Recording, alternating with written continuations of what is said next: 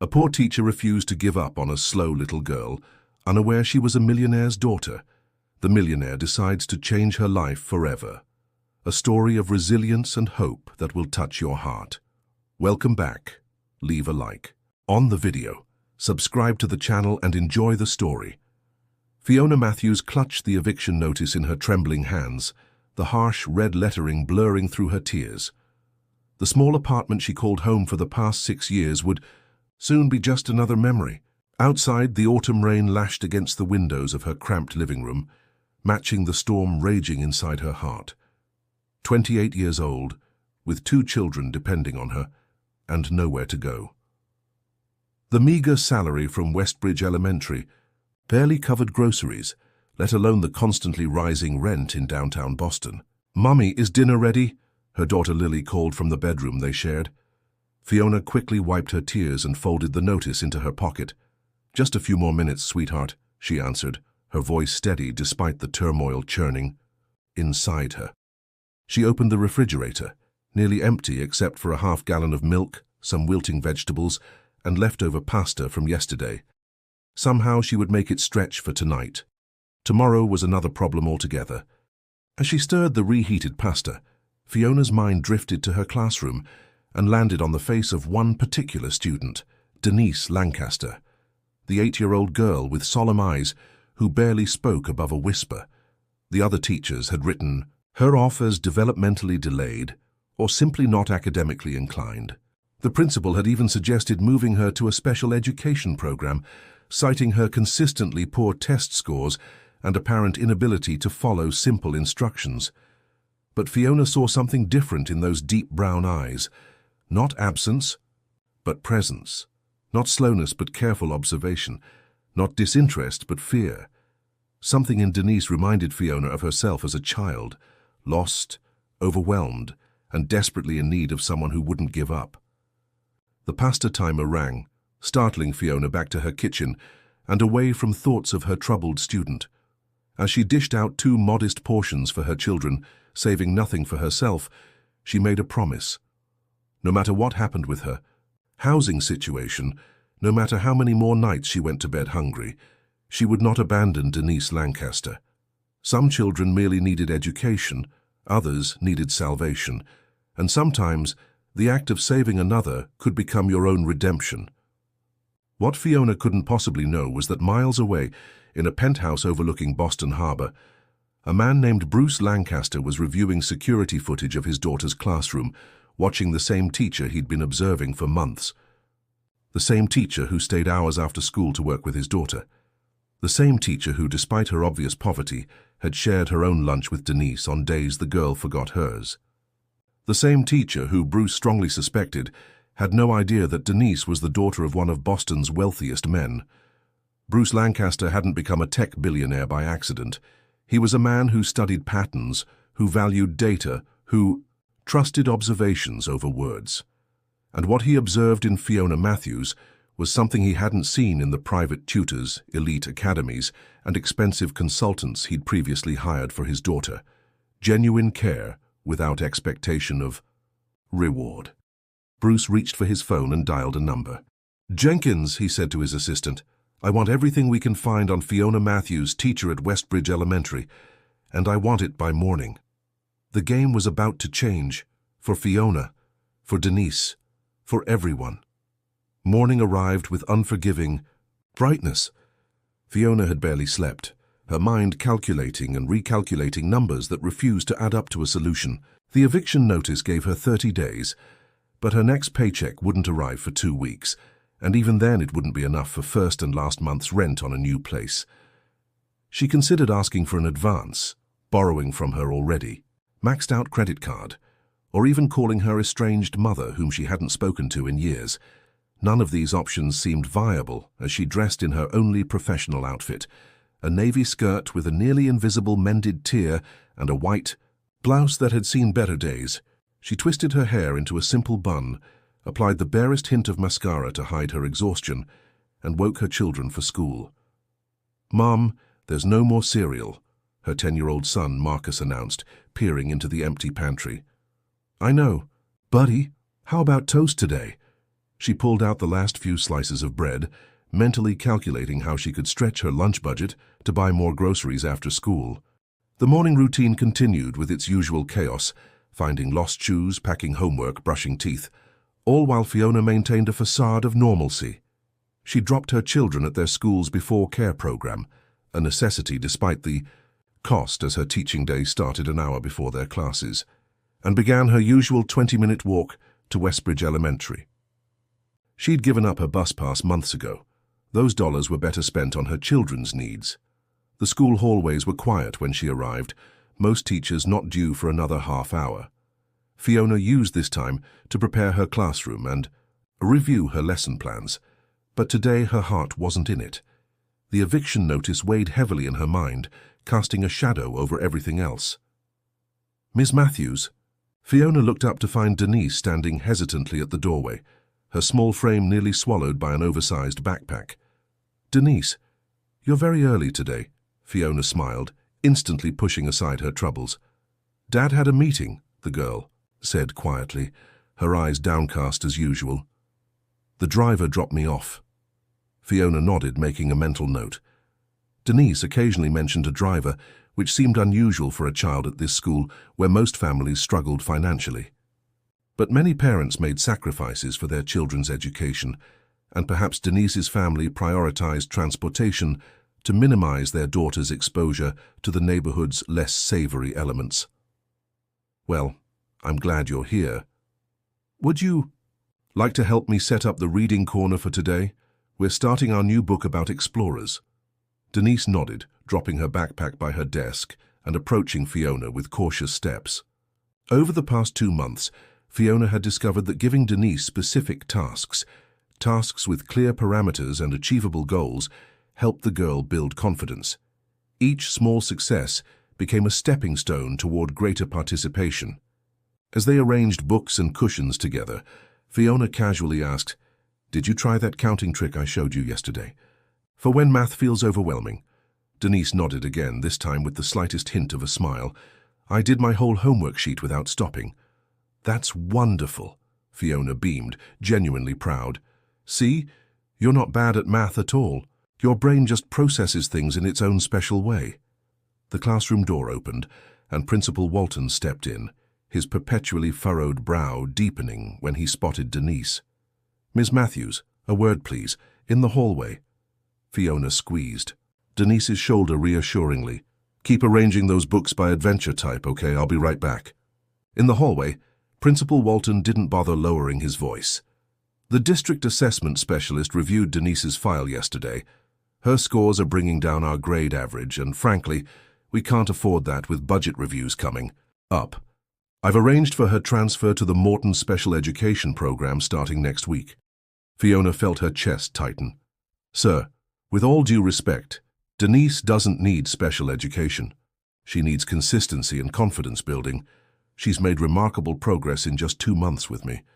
"Progress that isn't reflected in any standardized measurement," Walton countered. "The decision is made, Miss Matthews. I suggest you choose this week to prepare her for the transition." As he walked away, Fiona leaned against the wall, fighting both anger and despair. Denise wasn't a problem to be moved elsewhere. She was a child who needed someone to believe in her potential. But fighting the system required energy Fiona wasn't sure she had anymore, not with her own children's security now at risk. When she returned to the classroom, she found Denise had arranged all the adventure books in perfect order, not only by type, but also by reading level, with color-coded bookmarks precisely placed.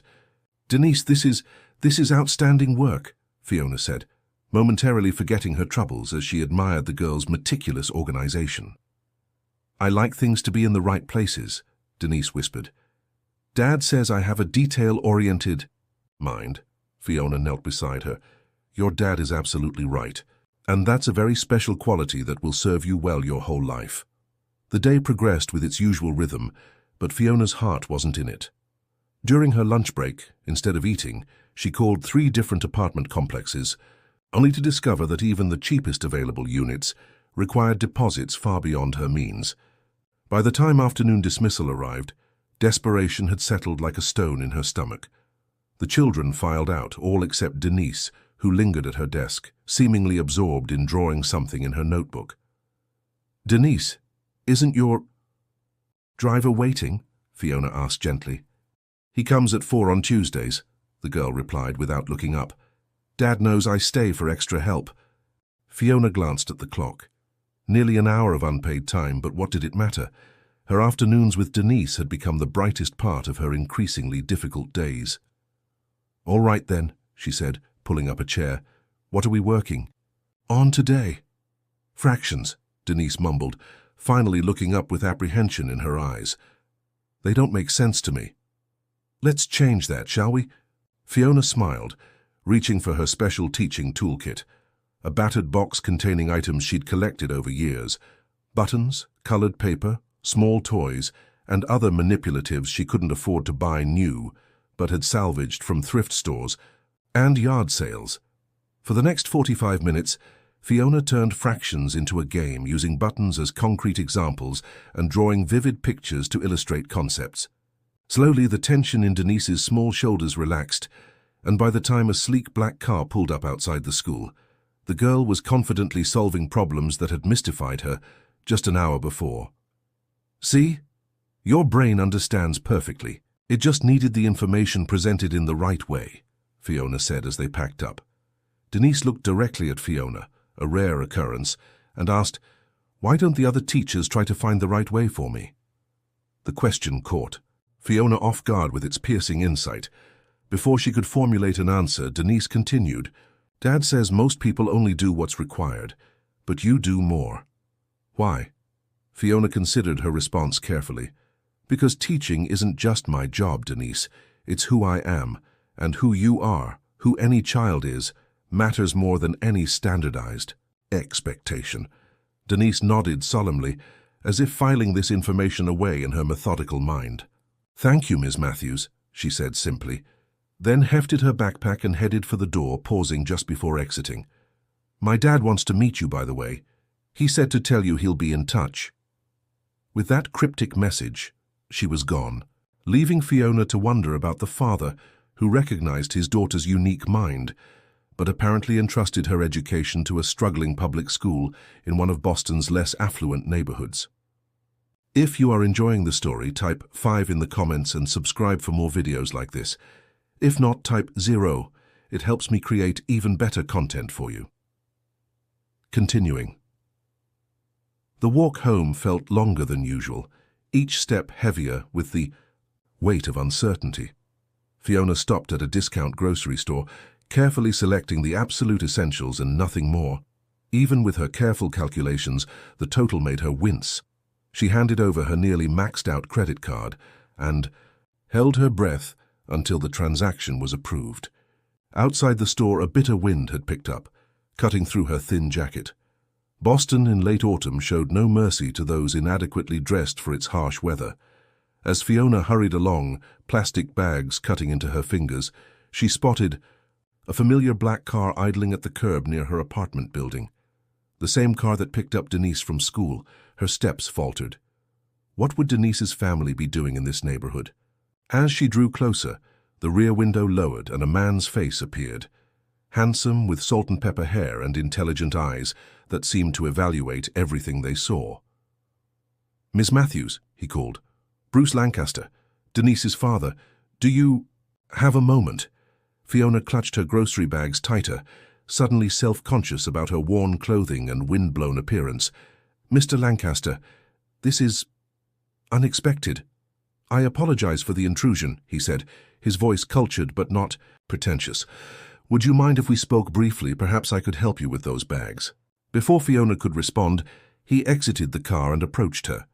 Not with the entitlement she might have expected from someone wealthy enough to employ a driver, but with a certain respectful hesitancy. Up close, she noticed his suit was impeccably tailored yet understated. His shoes, though clearly expensive, were subtly worn at the heels, the mark of a man who spent more time walking than sitting. "I can manage the bags," she said, more defensively than intended. "But yes, we can talk. Is everything all right with Denise?" Bruce Lancaster smiled, transforming his serious face into something surprisingly warm. That's what I wanted to discuss, but not here in the cold. May I treat you to coffee? There's a cafe around the corner. Fiona hesitated. Her children would be at after-school care for another hour, and the prospect of a warm cafe was admittedly tempting. Still, something felt off about this unexpected encounter.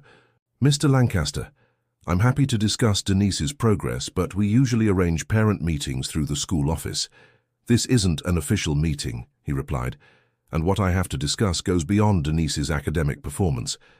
Please, just 15 minutes of your time. Curiosity won over caution. All right, but I need to drop these groceries at home first. Of course. He gestured toward her building. I'll wait here. 10 minutes later, they sat across from each other in a cozy cafe Fiona had passed hundreds of times, but never entered. Its prices well beyond her budget. Bruce Lancaster ordered 2 coffees without consulting the menu, then fixed his penetrating gaze on her. Ms. Matthews, Fiona, please. Fiona, I want to thank you for what you've done for my daughter. She blinked in surprise. I'm just doing my job, Mr. Lancaster. Bruce, and no, you're not. His directness caught her off guard. You're doing far more than your job requires. I know this because I've had Denise in 3 different schools before Westbridge, with some of the most highly credentialed educators in Massachusetts. None of them accomplished in 2 years what you've done in 2 months. Fiona absorbed this information slowly. Denise is an extraordinary child. She just learns differently than most. Yes, she does. She has high-functioning autism with specific learning processing differences. Diagnosed at age 4, though we've kept it private to avoid labels. He paused as the waiter delivered their coffees. What's remarkable is that you seem to have intuitively understood this, without any formal notification. Fiona warmed her hands around the coffee mug. Children tell you who they are if you pay attention. Denise isn't slow. She's precise. She needs information presented visually and systematically. Once she understands the pattern of something, she masters it completely. Bruce nodded, a flash of emotion crossing his face. Her mother was the same way. Brilliant, but misunderstood. By conventional standards. Was? Fiona asked gently. She died when Denise was 3. Cancer. He delivered this information matter-of-factly, but Fiona didn't miss the subtle tightening of his jaw. Since then, I've been determined to find the right educational environment for our daughter. Which brings me to why I wanted to speak with you. He leaned forward slightly. I want to hire you as Denise's private tutor. Fiona nearly choked on her coffee. I'm sorry, what? 4 afternoons a week, after your regular teaching hours. Substantial compensation, of course. Your methods work for Denise, and I want to build on that progress. For a moment, Fiona allowed herself to imagine what substantial compensation might mean. No more choosing between electricity and groceries. Perhaps even enough to secure a new apartment before the eviction deadline. But reality quickly reasserted itself. Mr. Lancaster, Bruce, I'm flattered, but I can't accept. It would be a conflict of interest while Denise is my student. And frankly, what she needs most is to develop social skills alongside her academic growth. Isolating her with private tutoring might do more harm than good. Instead of disappointment, Bruce's expression registered something like approval. You're prioritizing my daughter's needs over financial gain. That confirms everything I've observed about you. Observed? Fiona frowned. Bruce hesitated, then seemed to make a decision. I should be direct with you. I enrolled Denise at Westbridge deliberately, despite having the resources for private education. Why would you do that? Because I wanted her to experience the real world, not the insulated bubble wealth creates. And because I found that the best teachers rarely work at the most expensive schools, they work where they're needed most. He paused. I've been monitoring Denise's classroom experience.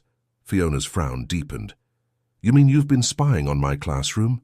I prefer ensuring my daughter's well-being, but essentially, yes. He had the grace to look slightly embarrassed. Denise wears a recording device in her backpack, for her protection initially, but it's shown me something unexpected. You, Fiona Matthews. Your dedication, your creativity despite limited resources, your refusal to give up on a child others dismissed. Fiona sat back, unsure whether to feel violated or flattered. "That's highly unorthodox, Mr. Lancaster." "Perhaps, but it led me to research you further."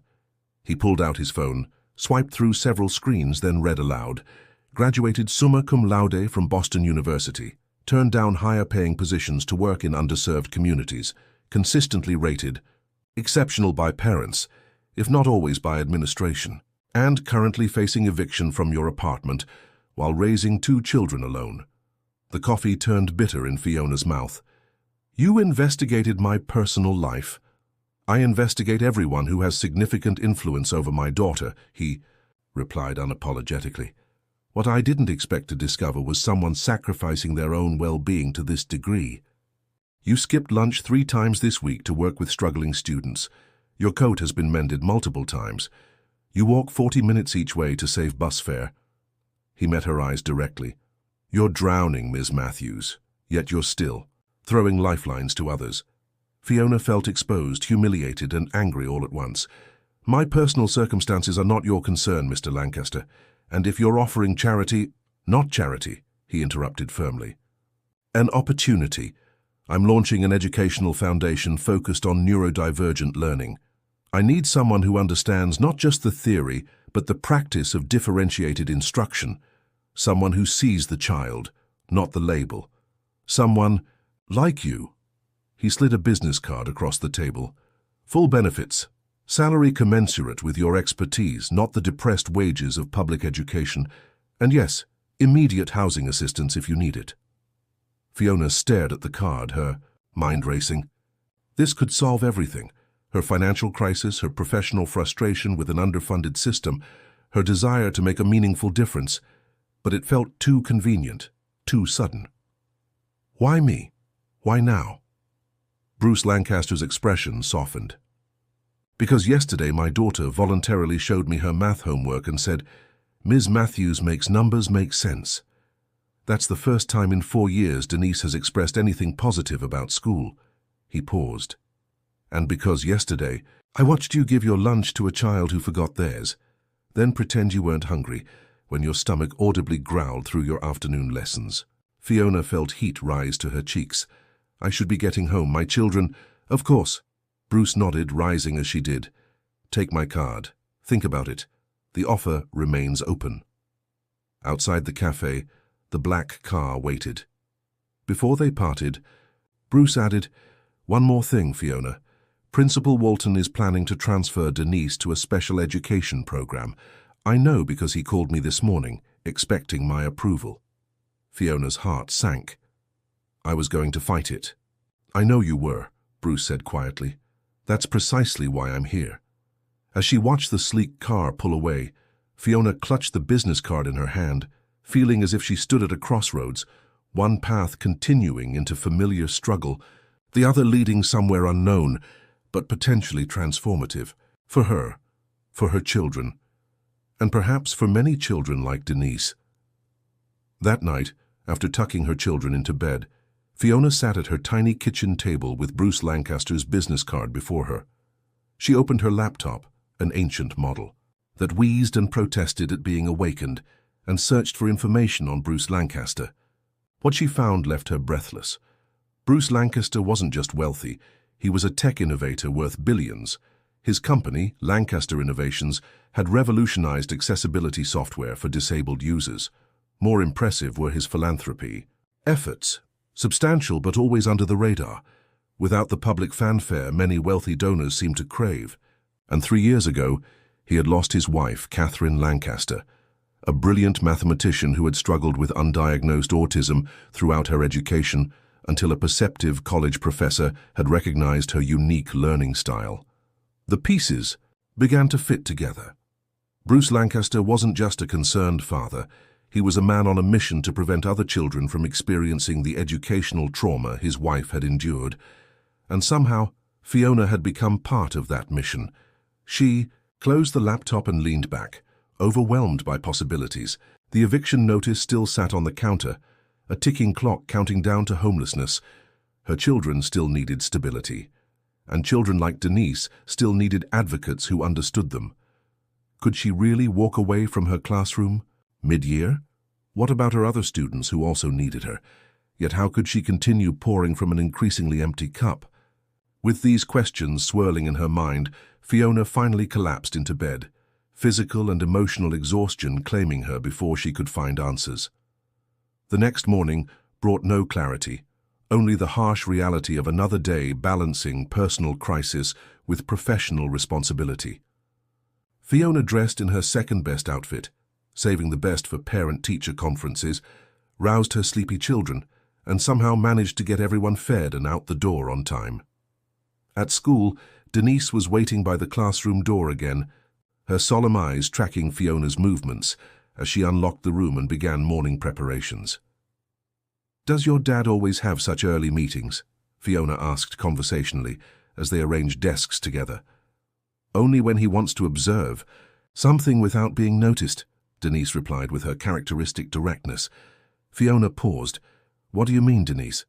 The girl shrugged. "Dad sits in his car sometimes and watches the school. He thinks I don't know, but I notice patterns. He's worried about me." A chill ran through Fiona. Had Bruce Lancaster been watching her even before yesterday? "Your dad cares about you very much," she said carefully. "He does," Denise agreed matter-of-factly. "Mom died and now he's afraid of losing me too, not physically but mentally. He thinks I'll get lost inside my own mind if people don't understand how I think." The insight from this 8-year-old was startling. "And how do you think, Denise?" The girl considered this with the seriousness of a philosopher. "In pictures, in patterns. Numbers have colors to me, words have textures." She looked directly at Fiona. "Most people don't see it, but you try. That's why Dad wants you to work for him." So Denise knew about the job offer. Before Fiona could respond, the first bell rang and students began trickling into the classroom. The moment for personal conversation had passed. The day progressed normally until lunchtime, when Principal Walton appeared at her door again, this time with a triumphant gleam in his eyes. "Miss Matthews, I've just had the most extraordinary phone call with Bruce Lancaster." Fiona's stomach dropped. Had Bruce withdrawn Denise from Westbridge already? "It seems," Walton continued, practically preening, "that Mr. Lancaster, who I've just discovered is rather an important person in the tech world, was so impressed with our school that he's considering a substantial donation to our STEM program. And he specifically mentioned your teaching methods as inspiration." Relief and confusion warred within Fiona. "That's wonderful news for the school," she managed. "Indeed it is, which is why I've reconsidered the matter of Denise Lancaster's placement. I believe keeping her in your classroom would be best after all." Walton's smile didn't reach his eyes. "Amazing how perspectives can shift when properly informed, isn't it?" After he left, Fiona sat at her desk, appetite gone. Bruce Lancaster had essentially bought Denise's continued placement in her classroom, a generous act, certainly, beneficial to many students beyond his daughter. But it left Fiona with unsettled feelings about wealth, influence, and the inequities of a system where money could so quickly change minds. The afternoon crawled by, each hour bringing Fiona closer to a decision she wasn't prepared to make. Accept Bruce Lancaster's offer and abandon her class mid-year, or decline and face eviction with 2 children and nowhere to go. As the final bell rang and students packed up to leave, Fiona noticed Denise lingering again.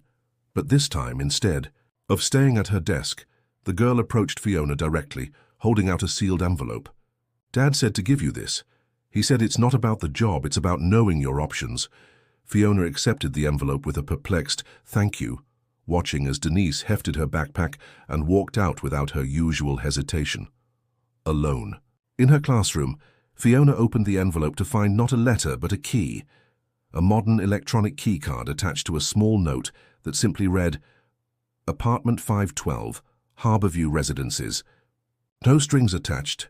Decision still yours to make."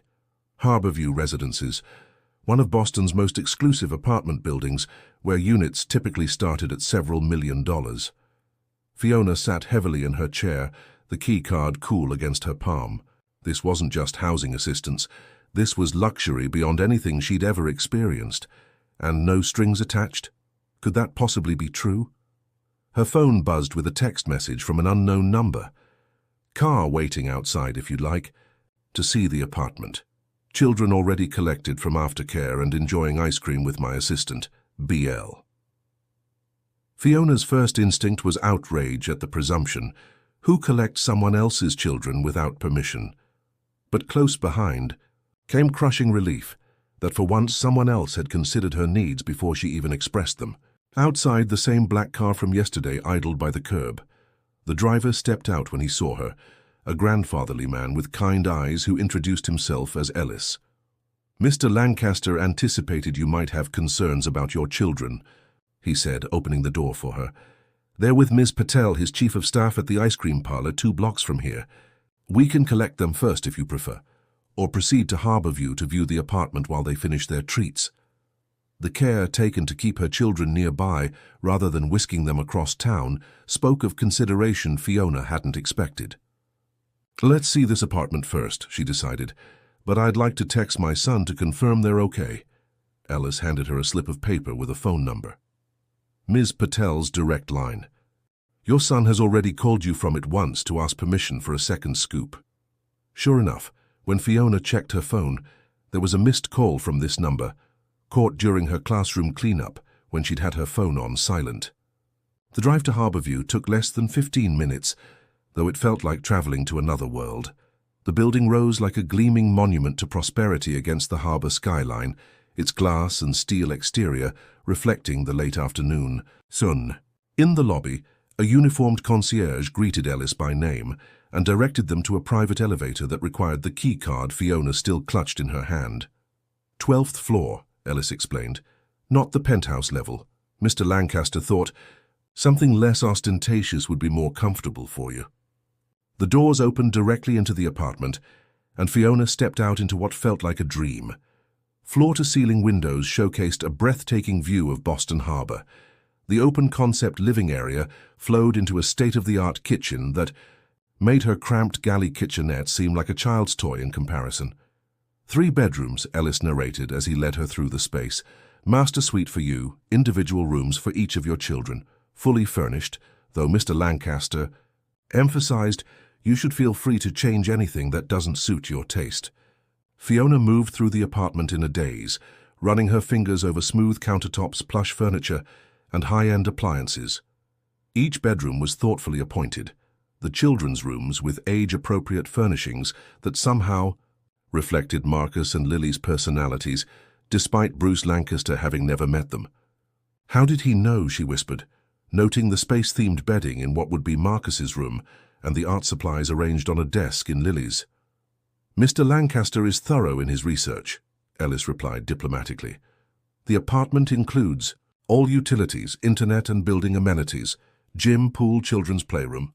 There's a good public school within walking distance, though Mr. Lancaster would happily arrange private education if you prefer." Fiona shook her head, overwhelmed. It's too much. I can't possibly accept all this without strings," Ellis finished gently. "Yes, that's exactly the point Mr. Lancaster wished to emphasize. This apartment is available to you regardless of your decision about employment. He believes in removing barriers to good decision-making, and housing insecurity is certainly a significant barrier." Fiona walked back to the living room windows, gazing out at the harbor where boats drifted peacefully on the water's surface. Everything about this situation defied her experience of how the world worked. People didn't just give away luxury apartments with no expectations. Billionaires didn't concern themselves with struggling teachers. There had to be more to this story. "Why is he doing this?" she asked, more to herself than to Ellis. To her surprise, the driver answered, "I've worked for Mr. Lancaster for 15 years, Ms. Matthews. I drove him and Mrs. Lancaster on their first date. I waited outside the hospital the night Denise was born, and again the night her mother died." His voice softened. "In all that time, I've never seen him as moved as when he described watching you teach his daughter. He said you gave Denise something Catherine always wished for but never received, the gift of being understood." Tears pricked at Fiona's eyes. "I just treated her like the bright, capable child she is." "Exactly," Ellis nodded. "Now shall we collect your children? They're quite excited about surprising you." An hour later, Fiona sat on the plush sofa of the Harborview apartment, watching her children explore their new surroundings with unbridled joy. Marcus had already claimed the window seat as his command center, while Lily twirled around the open space, delighting in the simple freedom of movement their cramped apartment had never allowed. "Mom, is this really ours? Like, we actually get to live here?" Marcus asked for the third time, his face alight with wonder. "For now," Fiona answered cautiously. "We have some decisions to make as a family, but yes, we can stay here while we figure things out." "I want to stay forever," Lily declared, flopping dramatically onto a chair that probably cost more than everything they owned combined. "My room has a window seat, and the closet is bigger than our old bathroom." Their excitement was infectious, but Fiona felt the weight of unresolved questions pressing down on her. This solution felt too easy, too perfect. In her experience, perfection always came with hidden costs. Her phone buzzed with another text from Bruce Lancaster. "Take the weekend to settle in. Monday is soon enough for decisions. Enjoy the view. Biel." The weekend passed in a blur of unpacking the few possessions they'd brought from their old apartment, exploring the building's amenities, and adjusting to the surreal experience of living in luxury after years of careful scrimping. By Sunday evening, when her children were tucked into their new beds, Fiona finally allowed herself to confront the decision that awaited her. Stay at Westbridge, where 23 other children also needed her, where the system was broken but familiar, where her impact was real but constrained by endless limitations, or accept Bruce Lancaster's offer to join his foundation, leave mid-year, something she'd always considered professionally unethical, and leap into an unknown future with seemingly unlimited resources. The harbour lights twinkled below as Fiona weighed her options, her teacher's heart torn between obligation to many and the potential to transform education for countless children like Denise. Monday morning arrived with no clarity, only the jarring contrast between waking in a sun-drenched bedroom overlooking the harbour and the familiar routine of preparing for another day at Westbridge Elementary. Fiona dressed with extra care, aware this might be one of her final days in the classroom she'd come to love, despite its challenges. The black car waited downstairs, a luxury she still couldn't quite accept, but found herself grateful for, as Boston's temperature had plummeted overnight. Ellis greeted her warmly, conspicuously avoiding any mention of her pending decision as he drove her children to their school before heading toward Westbridge. "Good luck today, Miss Matthews," he said simply as she exited the car. "Mr. Lancaster will reach out this afternoon." The school hallways felt both achingly familiar and strangely distant, as if Fiona were already viewing them through the lens of memory rather than present experience. She unlocked her classroom, breathing in the comforting scent of books, chalk, and children's art projects, wondering if she'd ever find this particular combination of smells anywhere else in the world. As expected, Denise was waiting by the door, but this time her solemn expression had softened into something almost resembling a smile. "You saw the apartment," she stated rather than asked. Fiona nodded. "It's very beautiful. Dad says it's important for teachers to have nice homes because they build the future."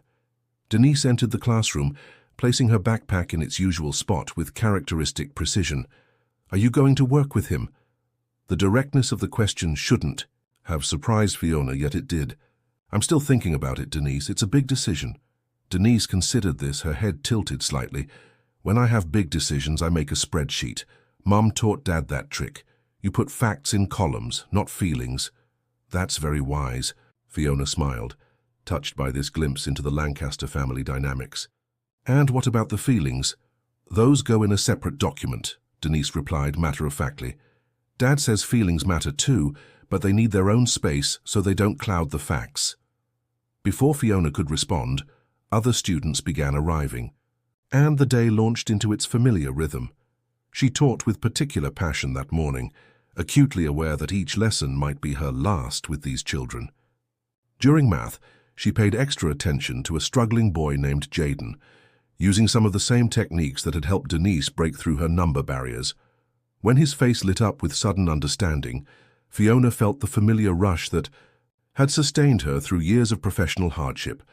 The irreplaceable joy of witnessing a child grasp something previously beyond reach. How many more such moments would she miss if she left? Yet how many more might she create with proper resources and support? At lunchtime, Principal Walton summoned her to his office, his manner noticeably more deferential than in previous encounters. "Ms. Matthews," he began after she was seated, "I've received word that Bruce Lancaster was exceptionally impressed with your teaching methods. So impressed, in fact, that he's considering offering you a position with his new educational foundation." Fiona kept her expression neutral. "Mr. Lancaster mentioned something along those lines." Walton leaned forward, dropping his administrative facade. "Fiona, let's be practical. This is a life-changing opportunity for you. We both know teachers at Westbridge are underpaid and overworked. No one would blame you for accepting." "I would blame me," she replied quietly. "Leaving my students mid-year goes against everything I believe about educational consistency and commitment." Walton waved this concern away. "Noble sentiments, but ultimately impractical. The district can find a substitute until a permanent replacement is hired. Your students will adapt." His dismissive attitude crystallized something in Fiona's mind. The very approach to education she had always resisted, where children were interchangeable units and teachers replaceable cogs in an administrative machine. "Is that all, Principal?" "Walton?" she asked, rising from her chair. He studied her for a moment. "Just don't let misplaced loyalty cost you a chance at financial security, Fiona. We both know you've been struggling." The afternoon classes passed quickly, and when the final bell rang, Fiona found herself both dreading and anticipating whatever communication Bruce Lancaster had planned. Most of the children had left when her phone buzzed with a text. "Available to meet at Harborview at 5 p.m. Children welcome. Informal dinner discussion. B.L." After confirming Ellis would collect her and the children from their respective schools, Fiona set about organizing her classroom with particular care, uncertain whether she'd return tomorrow. She was so absorbed in her task that she didn't notice Denise standing in the doorway until the girl spoke. "You're arranging everything so the next teacher will know where things go," Denise observed. "That means you've decided to work with Dad?" Fiona paused, a stack of graded papers in her hands. "I haven't decided anything yet, Denise." "Yes, you have," the girl insisted with her characteristic directness. "You just haven't admitted it to yourself. That's what Dad calls emotional processing lag. Mom had it too." With that pronouncement, she turned and walked toward the main entrance where the familiar black car waited, leaving Fiona to wonder if this perceptive child had indeed seen her decision before she herself had recognized it. The evening found Fiona and her children seated at the elegant dining table in Bruce Lancaster's penthouse, a space even more impressive than their apartment, though designed with the same thoughtful attention to comfort over ostentation. Bruce himself had greeted them casually, dressed not in the business attire Fiona had previously seen, but in simple slacks and a sweater that made him seem more approachable. Dinner was served by a private chef who had clearly been briefed on children's preferences, gourmet versions of familiar favorites that delighted Marcus and Lily while still satisfying adult palates. Throughout the meal, Bruce engaged the children in conversation, asking genuine questions about their interests and listening to their answers with undivided attention. "You're good with kids," Fiona observed when the children had been escorted to an adjacent room by Bruce's assistant to enjoy dessert and a movie. "I've had practice with one particularly complex child," he smiled, refilling their water glasses, "though I suspect I've made every possible mistake along the way." "That's parenting," Fiona shrugged, "no instruction manual included." "Which brings us to education," Bruce segued smoothly, setting aside his napkin. "I promised you details about the foundation if you were interested." "I am," Fiona admitted, "but I have concerns about leaving my class mid-year. It feels like abandoning them." Bruce nodded thoughtfully. "I expected as much. It speaks to your character." He reached for a tablet on a nearby credenza and handed it to her. "This is the preliminary outline for what we're calling the Catherine Lancaster Educational Initiative. Phase 1 focuses on developing specialized training for teachers working with neurodivergent students. Phase 2 expands to creating model classrooms within existing public schools. Fiona scrolled through the document, impressed by its scope and detail. This is ambitious, and currently missing its most crucial component, a director of teacher development who understands both theory and practice. Bruce's gaze was direct. That's where you come in. Me? Director of teacher development? Fiona laughed incredulously. Bruce, I'm a third-grade teacher with a bachelor's degree. I have no administrative experience, no PhD, nothing that qualifies me for a position of this magnitude. You have the only qualification that matters, he countered. You can see the child behind the label. You can create teaching methods that reach minds others have dismissed. His voice softened.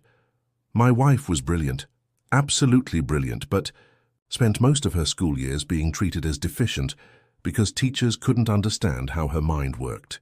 By the time she found someone who recognized her abilities in college, the emotional damage was significant. He paused, collecting himself. Catherine and I promised that if we had children, we would create a different experience for them. When Denise was diagnosed, we knew we needed to do more than just support our daughter. We needed to change the system. Fiona absorbed this personal context, beginning to understand the depth of Bruce's mission. What about my current students? I can't just walk away. Bruce smiled. I thought you might say that. What if the first model classroom was at Westbridge? You could gradually transition from classroom teacher to program director over the remainder of this school year, training your replacement while developing the foundation's methodology. No child abandoned, no commitment broken. The elegant simplicity of this solution struck Fiona speechless. It addressed her primary ethical concern while offering a bridge to this new opportunity. There's something else, Bruce added when she didn't immediately respond. The apartment. It's yours regardless of your decision. I've transferred ownership to a trust for you and your children. No strings, no expectations. Fiona gasped. Bruce, that's I can't possibly accept. You can, he interrupted gently. Because it's not about you, it's about your children. They deserve stability, security, and a mother who isn't working herself to exhaustion just to keep a roof over their heads. He smiled wryly. Consider it an investment in future generations of educators. Marcus and Lily will grow up seeing their mother valued properly for her contributions to society. What lesson is more important than that? The unexpected hook of Fiona's passion ends the chapter with her at a crossroads. Will she take this life-changing opportunity that seems too good to be true? Or is there something more she hasn't considered? What would you do in her position? How can I be sure this isn't just special treatment for Denise? Fiona finally asked, voicing her deepest concern. I'm flattered by your offer, but what happens to all the other Denises out there who don't have billionaire fathers? Rather than taking offense, Bruce appeared pleased by the question. That's exactly why you're the right person for this role. You're already thinking beyond the individual to the systemic. He leaned forward. The truth is, I could have hired private tutors for Denise, created a bubble of privilege around her, and solved our family's immediate needs. But what happens when she grows up and has to navigate a world that still doesn't understand minds like hers? He gestured toward the window, where Boston's skyline glittered in the darkness. This isn't about special treatment for one child. It's about transforming education for all children. Denise is merely the catalyst, just as you are. Sometimes, systemic change requires a personal connection to ignite the process. As their conversation continued into the evening, Fiona's doubts gradually dissolved. The Foundation's plans were methodical and far-reaching, with considerations for sustainability, measurable outcomes, and scalability that revealed Bruce's business acumen applied to educational reform. Her role would evolve from classroom practitioner to teacher trainer to program developer, a career trajectory that maximized her strengths while continuously challenging her growth. By the time Ellis drove them back to their new apartment, Fiona had made her decision.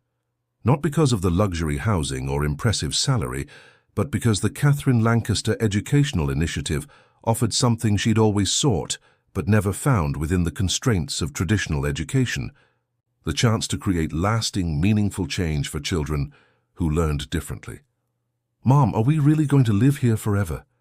Marcus asked as they rode the elevator up to their apartment, still dazed by the evening spent in a penthouse, where his host had not only listened to his thoughts about space exploration, but had also mentioned casual connections to actual NASA scientists. "It seems that way," Fiona answered, the reality still sinking in. "And I'm going to be starting a new job that will help more teachers learn how to work with children who think differently." "Like Denise?" Lily asked, surprisingly perceptive for her age. "Like Denise and many others," Fiona confirmed. "Is that why her dad is helping us?" Marcus frowned. "Because you're nice to his daughter." Fiona considered how to explain such complex motivations to a 10-year-old. "It's more than that. Mr. Lancaster believes that when someone shows authentic kindness, especially when they don't expect any reward, that person deserves support in return. He's not giving us charity. He's helping me build something important that will help many children." Marcus nodded, seemingly satisfied with this explanation of the extraordinary turn their lives had taken. Lily, however, had a more pragmatic question. "Does this mean we don't have to eat pasta 3 nights a week?" "Anymore?" Fiona laughed, pulling her daughter close. "Yes, sweetheart, we can eat whatever you like now." As she tucked her children into their new beds that night, Fiona felt a weight lifting that she hadn't even realized she'd been carrying. The constant grinding stress of financial insecurity that had colored every decision, limited every choice, and drained the joy from even her most fulfilling professional moments. For the first time in years, she felt not just hope, but certainty that tomorrow would be better than today. The transition period Bruce had proposed began immediately. Fiona continued teaching her class while a carefully selected teacher, one with extensive experience in differentiated instruction, observed and gradually took over more responsibilities. Afternoons were devoted to developing the Foundation's teacher training program, with Bruce providing the resources and Fiona the educational expertise. Principal Walton, initially skeptical about this arrangement, became an enthusiastic supporter once he understood the potential benefits for Westbridge: a fully funded model classroom, specialized teacher training, and the prestige of being the launch site for a high-profile educational initiative. His administrative resistance melted away when faced with these advantages, reinforcing Fiona's observation that resources often determined educational outcomes more than philosophical approaches. The most rewarding aspect of this transition became evident in Denise's rapid progress. As Fiona refined her teaching methods and documented them for broader application, the girl blossomed academically and socially. By spring, she had advanced 2 grade levels in mathematics, was voluntarily participating in class discussions, and had even formed tentative friendships with 2 classmates who shared her interest in patterns and categorization. She created a classification system for the classroom library today, Bruce reported during one of their weekly planning meetings. Complete with color coding and a database she designed herself, the new teacher was astounded. Fiona smiled, unsurprised. Denise has always been capable of exceptional work when given the right framework. She just needed someone to recognize how her mind operates. "Like Catherine," Bruce said softly, a familiar shadow crossing his face. "She would have been 42 next month. Sometimes I wonder what she might have accomplished if she'd been understood earlier in life." "She accomplished you and Denise," Fiona pointed out gently. "And now, through this foundation, she'll help countless children find their own paths. That's a remarkable legacy." As May arrived, bringing with it the end of the school year and the full launch of the Catherine Lancaster Educational Initiative, Fiona found herself standing before an audience of educators, administrators, and media representatives in Westbridge's modest auditorium. Bruce had insisted she be the one to present the Foundation's mission and methodology, despite her initial nervousness about public speaking. "Teachers are the heart of this initiative," he'd explained. "Not wealthy donors, not administrators, not politicians. The voice of a teacher should introduce it to the world." So Fiona stood at the podium, scanning the crowd until she found her children sitting proudly in the front row, flanked by Bruce and Denise. Drawing strength from their presence, she began. "Education is not about forcing square pegs into round holes," she said. her voice steady despite her racing heart. "It's about recognizing that minds come in infinite shapes, each with its own beauty and purpose. For too long, we've designed classrooms for a theoretical average student who doesn't actually exist. Today we begin building a new model, one that celebrates neurological diversity rather than punishing it." As she outlined the Foundation's approach to differentiated instruction, teacher training, and classroom design, Fiona marveled at the journey that had brought her here. 6 months ago, she had been facing eviction, skipping meals to feed her children, and fighting a losing battle against an educational system that seemed designed to fail the very students who needed it most. Now she stood as the architect of a program that would eventually expand beyond Boston to cities across the country, transforming classrooms into spaces where children like Denise could thrive, where teachers would have the resources and training to reach every mind, and where education truly fulfilled its promise as the great equalizer. None of this would be possible without one essential component, Fiona concluded, her gaze finding Bruce in the audience. A recognition that true value isn't always reflected in traditional measures of success. Sometimes it exists in a quiet classroom where a teacher refuses to give up on a child others have dismissed. Sometimes it manifests in a child who sees the world differently than her peers. And sometimes it appears when someone with resources recognizes potential in unexpected places and chooses to nurture it rather than exploit it. The applause that followed was thunderous, but Fiona barely heard it. She was watching Denise, who had risen from her seat to approach the stage. In her hands, the girl held a carefully wrapped package. "We made this for you," Denise said, when Fiona knelt to receive the gift, her voice barely audible above the continuing applause. "Dad says, 'You saved me, but I think you just saw me.' That's different." Fiona unwrapped the package to find a beautifully bound book. Opening it, she discovered page after page of photographs. Herself teaching, working with students, laughing with her children in their new home, conferring with Bruce over foundation plans. Interspersed among the images were handwritten notes from Denise, recording her observations about Fiona's teaching methods and their effects on her learning. The final page held a simple message in Bruce's handwriting. "Catherine believed that education should be an act of love. Thank you for showing our daughter what that means." As Fiona embraced Denise, tears flowing freely now, she reflected on the extraordinary chain of events that had transformed both their lives. A struggling teacher and a solemn child had recognized something in each other that others had missed, the capacity for growth beyond expected limitations, the strength that emerges from being truly seen and valued. In that moment, surrounded by applause and holding the physical evidence of her impact, Fiona understood that her greatest achievement wasn't the foundation or the program, or even her rescued financial security. It was the simple, profound act of refusing to give up, on Denise, on her own children, on her belief that education could and should be better for everyone. Bruce joined them on stage, placing a supportive hand on his daughter's shoulder. "Ready to change the world?" he asked Fiona with a gentle smile. She nodded, standing tall despite her tear-streaked face. One classroom at a time. Later that evening, as Fiona tucked her children into beds they no longer feared losing, Marcus asked the question she'd been expecting for months. "Mum, are we rich now?" Fiona considered her answer carefully. "We're secure," she said finally. "And that's more valuable than being rich. We have enough to live comfortably, enough to help others, enough to pursue work that matters. That's the greatest wealth of all." In her own bedroom, gazing out at Boston Harbor beneath a canopy of stars, Fiona reflected on Bruce Lancaster's words from their first meeting.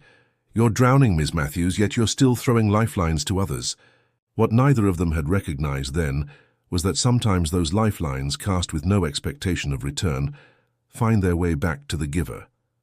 Not as repayment or reward, but as part of the natural current of compassion that flows between people who see each other's true value.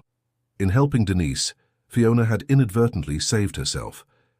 In recognizing Fiona's worth, Bruce had honored his wife's memory while securing his daughter's future.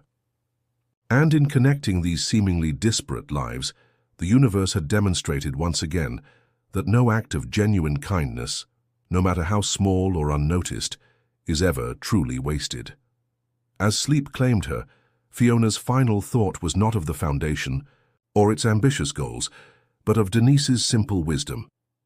You didn't save me, you just saw me. Sometimes that was all anyone needed, to be seen, valued, and believed in, especially when they couldn't see their own potential. Tomorrow would bring new challenges, new students needing recognition, new teachers requiring guidance.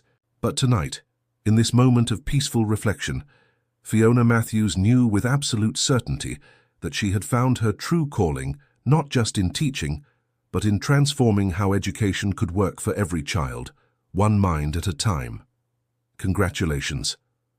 Type 9 in the comments so that I know you stayed until the end with me. Thank you for watching, and until tomorrow's story on this same channel.